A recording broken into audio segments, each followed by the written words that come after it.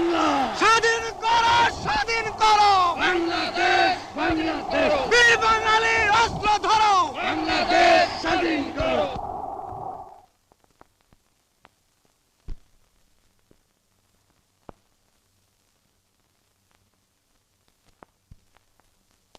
স্বাধীন বাংলার জাতির পিতা, স্বাধীন বাংলার জাতির পিতা মুজিবের পথ ধরো। মুজিব ভাই এসে গেছেন, তাকে আপনারা স্লোগান দিয়ে অভিবাদন দেন। শেখ মুজিবের পথ ধরো, বাংলাদেশ স্বাধীন করো, মুজিব ভাইয়ের পথ ধরো। বাংলাদেশ স্বাধীন করো, বাঁশের মাঠে তৈরি করো, বাংলাদেশ স্বাধীন করো, বীর বাঙালি অস্ত্র ধরো, বাংলাদেশ স্বাধীন করো।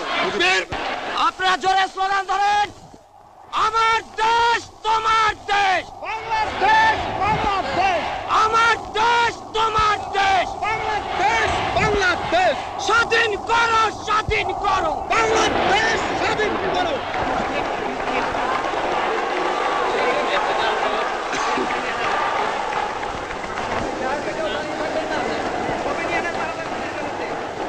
ভাইরা আমার, আজ দুঃখ ভারাক্রান্ত মন নিয়ে আপনাদের সামনে হাজির হয়েছি। আপনারা সবই জানেন এবং বোঝেন আমরা আমাদের জীবন দিয়ে চেষ্টা করেছি, কিন্তু দুঃখের বিষয় আজ ঢাকা, চট্টগ্রাম, খুলনা, রাজশাহী, রংপুরে আমার ভাইয়ের রক্তে রাজপথ রঞ্জিত হয়েছে। আজ বাংলার মানুষ মুক্তি চায়, বাংলার মানুষ বাঁচতে চায়, বাংলার মানুষ তারা আজ তার অধিকার চায়। কিন্তু দুঃখের বিষয়, আজ দুঃখের সঙ্গে বলতে হয় 23 বছরের করুণ ইতিহাস, বাংলার অত্যাচারের, বাংলার মানুষের রক্তের ইতিহাস, 23 বছরের ইতিহাস, মুমূর্ষ নরনারীর আর্তনাদের ইতিহাস, বাংলার ইতিহাস, এদেশের মানুষের রক্ত দিয়ে রাজপথ রঞ্জিত করার ইতিহাস। 1952 সালে রক্ত দিয়েছি, 1954 সালে নির্বাচনে জয়লাভ করেও আমরা গদিতে বসতে পারি নাই। 1958 সালে আইয়ুব খান মার্শাল ল জারি করে 10 বছর পর্যন্ত আমাদের গোলাম করে রেখেছে। 1967 সালে 6 দফার আন্দোলনে 7ই জুনে আমার ছেলেদের গুলি করে হত্যা করা হয়েছে। 1969 সালে আন্দোলনে আইয়ুব খানের পতন হওয়ার পরে যখন ইয়াহিয়া খান সাহেব সরকার নিলেন, তিনি বললেন দেশে শাসনতন্ত্র দেবেন, গণতন্ত্র দেবেন, আমরা মেনে নিলাম। তারপরে অনেক ইতিহাস হয়ে গেল, নির্বাচন হলো। আপনারা জানেন দোষ কি আমাদের? আজকে আমি প্রেসিডেন্ট ইয়াহিয়া খান সাহেবের সঙ্গে দেখা করেছি, আপনারা জানেন, আলাপ আলোচনা করেছি। আমি শুধু বাংলার নয়, পাকিস্তানের মেজরিটি পার্টির নেতা হিসাবে তাকে অনুরোধ করলাম 15ই ফেব্রুয়ারি তারিখে আপনি জাতীয় পরিষদের অধিবেশন দেন। তিনি আমার কথা রাখলেন না, তিনি রাখলেন ভুট্টো সাহেবের কথা।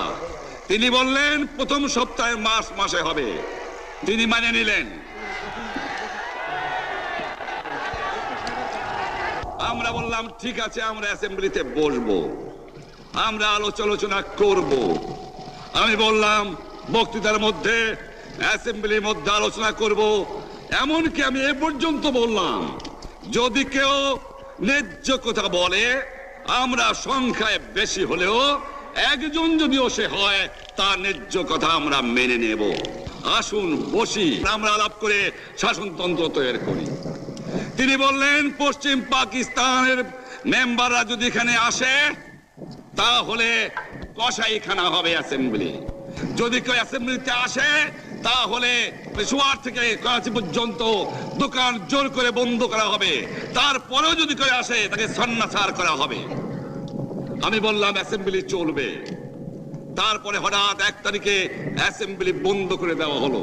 কি পেলাম আমরা? যে আমার পয়সা দিয়ে অস্ত্র কিনেছি বহিঃশত্রু আক্রমণ থেকে দেশকে রক্ষা করার জন্য, আজ সেই অস্ত্র ব্যবহার হচ্ছে আমার দেশের গরিব দুঃখিনী অস্ত্র মানুষের বিরুদ্ধে। তার বুকের উপরে হচ্ছে গুলি। আমরা পাকিস্তানের সংখ্যাগুরু, আমরা বাঙালিরা যখনই ক্ষমতায় যাওয়ার চেষ্টা করেছি, যখনই এদেশের মালিক হবার চেষ্টা করেছি, তখনই তারা আমাদের উপর ঝাঁপিয়ে পড়েছেন। তারা আমাদের ভাই। আমি বলেছি তাদের কাছে এই কথা যে আপনারা কেন আপনার ভাইয়ের বুকে গুলি মারবেন? আপনাদের রাখা হয়েছে যদি বহিঃশত্রু আক্রমণ করে তার থেকে দেশকে রক্ষা করার জন্য। তারপরে উনি বললেন যে আমার নামে বলেছেন, আমি নাকি বলে স্বীকার করেছি যে 10 তারিখে রাউন্ড টেবল কনফারেন্স হবে। আমি উনাকে একথা বলে দেবার চাই, আমি তাকে তা বলি নাই। টেলিফোনে আমার সঙ্গে তার কথা হয়। তাকে আমি বলেছিলাম, জনাব ইয়াহিয়া খান সাহেব, আপনি পাকিস্তানের প্রেসিডেন্ট, দেখে যান, ঢাকায় আসেন কিভাবে আমার গরিবের উপরে, আমার বাংলার মানুষের বুকের উপরে গুলি করা হয়েছে, কি করে আমার মায়ের কোল খালি করা হয়েছে, কি করে মানুষকে হত্যা করা হয়েছে। আপনি আসুন, দেখুন, বিচার করুন, তারপরে আপনি ঠিক করুন। আমি এই কথা বলেছিলাম। হঠাৎ আমার সঙ্গে পরামর্শ না করে বা আমাদের সঙ্গে আলোচনা না করে 5 ঘন্টা গোপনে বৈঠক করে যে বক্তৃতা তিনি করেছেন এবং যে বক্তৃতা করে অ্যাসেম্বলি করেছেন, সমস্ত দোষ তিনি আমার উপরে দিয়েছেন, বাংলার মানুষের উপরে দিয়েছেন।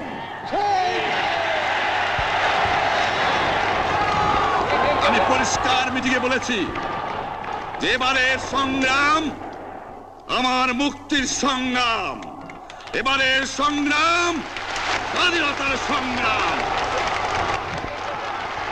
আমার 25 তারিখে অ্যাসেম্বলি কল করেছে, রক্তের দাগ শুকায় নাই। আমি 10 তারিখে বলে দিয়েছি যে ওই শহীদের রক্তের উপর দিয়ে পাড়া দিয়ে আরটিসিতে মুজিবুর রহমান যোগদান করতে পারে না। অ্যাসেম্বলি কল করেছেন, আমার দাবি মানতে হবে। প্রথম, সামরিক আইন মার্শাল ল উইথড্র করতে হবে। সমস্ত সামরিক বাহিনীর লোকদের ব্যারাকে ফেরত দিতে হবে। যেভাবে হত্যা করা হয়েছে তার তদন্ত করতে হবে। আর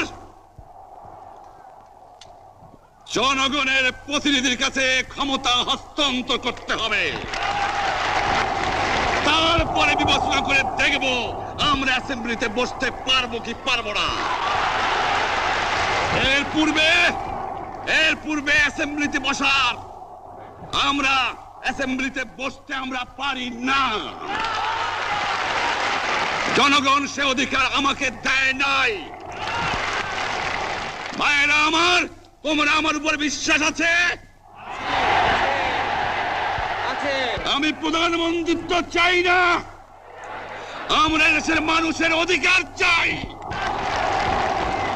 আর যদি একটা গুলি চলে, আর যদি আমার লোকের উপর হত্যা করা হয়, তোমাদের উপর কাছে আমার অনুরোধ রইল, প্রত্যেক ঘরে ঘরে দুর্গ করে তোলো। তোমাদের যা কিছু আছে তাই নিয়ে শত্রুর মোকাবেলা করতে হবে এবং জীবনের তরে রাস্তাঘাট যা যা আছে সবকিছু আমি যদি হুকুম দেবার নাও পারি, তোমরা বন্ধ করে দেবে। তোমরা আমার ভাই, তোমরা ব্যারাকে থাকো, কেউ তোমাদের কিছু বলবে না, কিন্তু আর আমার বুকের উপর গুলি চালাবার চেষ্টা করো না, ভালো হবে না। 7 কোটি মানুষকে চাপা রাখতে পারবো না। আমরা যখন মরতে শিখেছি তখন কেউ আমাদের দবাতে পারবে না। যে পর্যন্ত আমার এই দেশের মুক্তি না হবে, খাজনা ট্যাক্স বন্ধ করে দেওয়া হলো, কেউ দেবে না। তবে অনুরোধ করছি, আপনারা আমাদের ভাই, আপনারা দেশকে একেবারে জাহান্নামে ধ্বংস করে দিয়েন না। জীবনে আর কোনোদিন আপনাদের মুখ দেখা দেখি হবে না। যদিও আমরা শান্তিপূর্ণভাবে আমাদের ফয়সালা করতে পারি, তাহলে অন্তপক্ষে ভাই ভাই হিসেবে বাস করার সম্ভাবনা আছে। সেই জন্য আপনাদের অনুরোধ করছি, আমার এই দেশে আপনারা মিলিটারি শাসন চালাবার চেষ্টা আর করবেন না।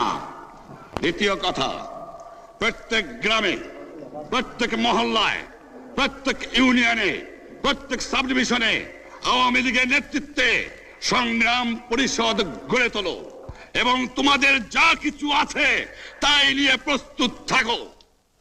মনে রাখবা, রক্ত যখন দিয়েছি, রক্ত আরো দেব। এদেশের মানুষকে মুক্ত করে ছাড়বো ইনশাআল্লাহ। এবারে সংগ্রাম আমাদের মুক্তির সংগ্রাম, এবারে সংগ্রাম স্বাধীনতার সংগ্রাম। আপনারা আমার উপরে বিশ্বাস নিশ্চয়ই রাখেন। জীবনে আমার রক্তের বিনিময়েও আপনাদের সঙ্গে বেঈমানি করি নাই। প্রধানমন্ত্রিত্ব দিয়ে আমাকে নিতে পারে নাই, ফাঁসি কাস্টে আসামি দিয়ে আমাকে নিতে পারে নাই।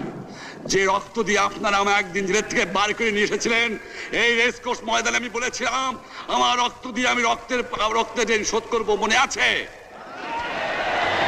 আমি রক্ত তোমার জন্য প্রস্তুত। আমাদের মিটিং এইখানেই শেষ। আসসালামু আলাইকুম। জয় বাংলা। বীর বাঙালি অস্ত্র ধরো, বীর বাঙালি